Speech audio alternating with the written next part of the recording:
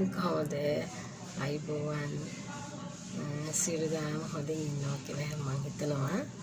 ඉතින් නැවතත් වීඩියෝ එකකින් ඔයාලට චුටි අදහස් ටිකක් ප්‍රකාශ කරන්න කියලා හිතුණා. මම කලින් කතා කරා ලංකාවේ දේශගුණික තත්ත්වය ගැන.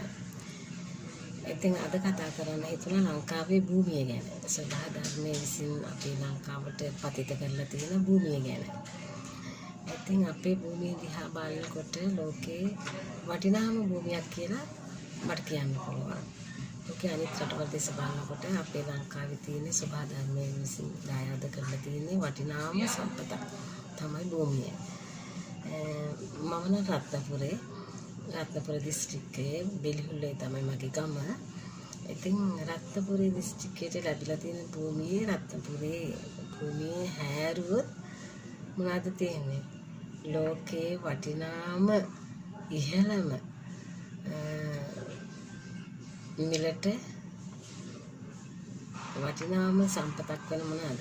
මැණික් තමයි ලංකාවේ රත්නපුර භූමිය හැරුවොත් අපිට මැණික් ලැබෙනවා. ලංකාවේ ලෝකේ හොඳම මැණික් තියෙන්නේ ලංකාවේ තමයි රත්නපුරේ.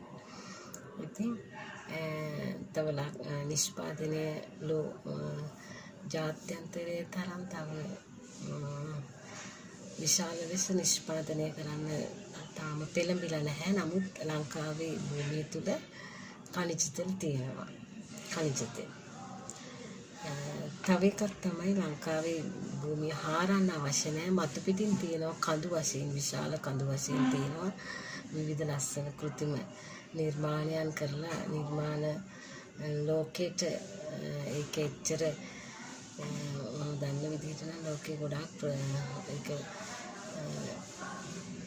ආනයනය සඳහා යොදවන්නේ නැහැ. නමුත් කෘත්‍රිම භාණ්ඩ විවිධ විසිතුරු භාණ්ඩ නිෂ්පාදනය කරන්න පුළුවන්. තිරිවාන කියන්නේ සුදු පාට වීදුරු වගේ ලස්සන ගල්. ඒවා කඳු වශයෙන් විශාල ප්‍රදේශවල ලංකාව භූමිය තුල තියෙනවා. එක ප්‍රදේශවල. තව අනිත් එක තමයි මැටි භාණ්ඩ නිෂ්පාදනය කිරීම සඳහා කිරිමැටි තියෙනවා අපේ භූමිය තුල. කිරිමැටි භාණ්ඩ විවිධ භාණ්ඩ තියෙනවනේ. මැටි භාණ්ඩ නිෂ්පාදනය කරන්නේ වලන් තියෙනවා, විසිතුරු පෝච්චි, විවිධ දේවල් විසිතුරු භාණ්ඩ නිෂ්පාදනය කරන මැටි පස තියෙනවා අපේ භූමිය තුල. අනිත් එක තමයි ගොඩනැගිලි සෑදීම සඳහා වැලිපස. ගංගවල් වල මුහුදේ අපේ වැලිපස